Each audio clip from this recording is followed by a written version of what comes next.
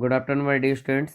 मैं आपका एसएसटी अध्यापक शुभम तिवारी, माया ज्ञानोदय संस्कार अकादमी बिरधा ललितपुर से आप सभी कक्षा 8 के विद्यार्थियों का आज की इस वीडियो कक्षा में हार्दिक स्वागत करता हूं। विद्यार्थियों, इतिहास विषय के पश्चात आज हम नागरिक शास्त्र विषय के अंतर्गत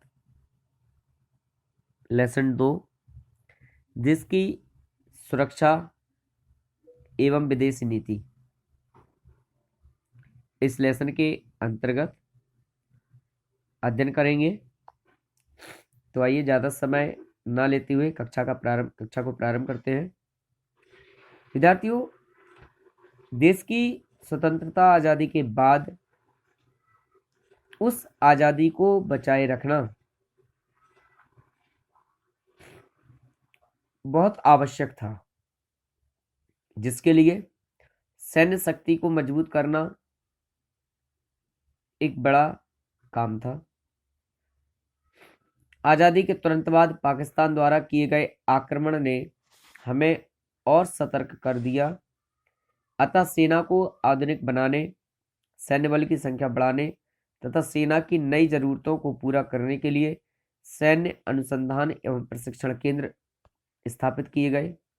विश्व में हथियारों की होड़ ने देश को आधुनिक हथियारों के विकास के लिए मजबूर किया, जिससे परंपरागत युद्ध प्रणाली के साथ साथ युद्ध के नए तरीकों, सुरक्षा के प्रबंध किए गए। सेना के तीनों अंगों थल सेना, जल सेना एवं वायु सेना को अधिक शक्तिशाली बनाया गया। विद्यार्थियों, एक बात है, जिस देश की सेना जितना मजबूत होगी उस देश की सुरक्षा और आजादी उतना ही मजबूत होगी। तो स्वतंत्रता के बाद तीनों सेनाओं का आधुनिकीकरण किया गया।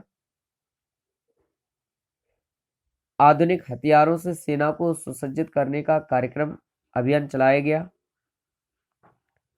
सेना को नई नई तकनीकी, युद्ध नीति सिखाने के लिए उनके प्रशिक्षण केंद्र खोले गए। सेना की संख्या को बढ़ाया गया।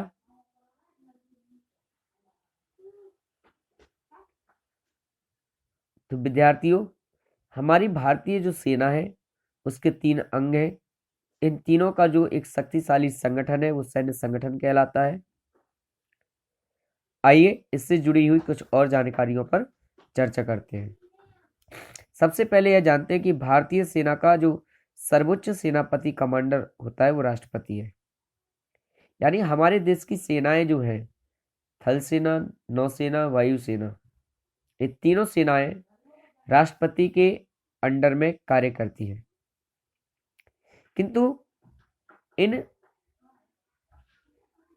देश की वास्तविक सुरक्षा का दायित्व हमारे देश की जो केंद्र गवर्नमेंट होती है, केंद्रीय मंत्रिमंडल होता है, उस पर निर्भर होता है, जिसमें मंत्रिमंडल की ओर से रक्षा संबंधी मामलों पर विचार विमर्श करने के लिए एक उच्च स्तरीय समिति है और उस उच्च स्तरीय समिति का अध्यक्ष प्रधानमंत्री होता है।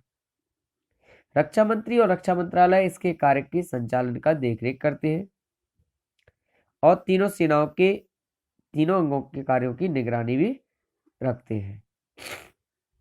अर्थात राष्ट्रपति सर्वोच्च कमांडर तो है, जो भी अंतिम निर्णय होते हैं वो राष्ट्रपति के द्वारा ही लिए जाते हैं, परंतु तीनों सेनाओं के संगठन के संचालन के लिए जो हमारी कमेटी है, जो जिसका अध्यक्ष हमारे प्रधानमंत्री महोदय होते हैं, और इस विभाग का संचालन करने के लिए केंद्रीय मंत्रिमंडल में एक विभाग होता है, रक्षा विभाग, रक्षा मंत्रालय, जिसका एक अध्यक्ष होता है, जिसे हम रक्षा मंत्री कहते हैं, और रक्षा मंत्रालय इन तीनों सेनाओं के कार्यों की निगरानी करने का कार्य करता है।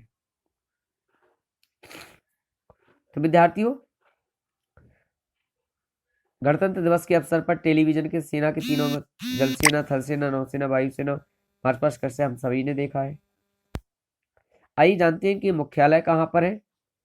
और किन किन भागों में इन सेनाओं को विभाजित किया गया है। थल सेना यानी आर्मी, थल सेना 5 कमानों में विभाजित है, पश्चिमी, पूर्वी, दक्षिणी, उत्तरी और केंद्रीय कमान। थल सेना में कई प्रकार की सेनाएं जैसे इन्फेंट्री, तोपखाना, आर्मी मेडिकल कोर, आर्मी शिक्षा कोर, ये विभिन्न प्रकार की टुकड़ियों में भारतीय थल सेना को विभाजित किया गया है। इसी प्रकार नौसेना, नेवी, इसे 3 कमानों में विभाजित किया, पश्चिमी कमान, पूर्वी कमान और दक्षिणी कमान। चूंकि 3 ही ओर हमारे समुद्र है, चौथी ओर हमारा हिमालय है, तो पश्चिमी, पूर्वी और दक्षिणी सीमा में नौसेना हमारी भारत की रक्षा करती है, सीमा की रक्षा करती है। इसकी बात करते हैं इंडियन एयरफोर्स की। इसको 4 भागों में बांटा गया, पश्चिमी वायु कमान, पूर्वी वायु कमान, प्रशिक्षण कमान और रख रखाव कमान, यानी 4 भाग हैं।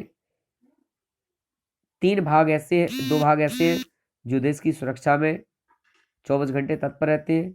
तीसरा विभाग ऐसा है जो इस सेना को प्रशिक्षित करने का कार्य करता है। चौथा ऐसा है जो इस सेना से जुड़ी हुई समस्त वस्तुओं का रखरखाव और हर चीज की देखरेख करने का कार्य करता है। विद्यार्थियों, थल सेना का जो प्रमुख होता है उसे थल सेना अध्यक्ष यानी जनरल कहते हैं। नौसेना के अध्यक्ष को हम एडमिरल और वायुसेना अध्यक्ष को हम एयर चीफ मार्शल कहते हैं। तो विद्यार्थियों, आज हमने देश की सुरक्षा से जुड़ी हुई सैन्य संगठन में तीनों सेनाओं के प्रकार, उनके विभाग, उनको जिन जिन भागों में विभाजित किया गया है उनके बारे में और इनके उच्च अधिकारियों के बारे में जानकारी की, इस पर चर्चा की। कल की कक्षा में इससे जुड़ी हुई आगे की और जानकारी पर चर्चा करेंगे। तब तक के लिए आप सभी को आज की कक्षा में मात्र इतना ही। कल फिर उपस्थित होगी, तब तक के लिए नमस्कार।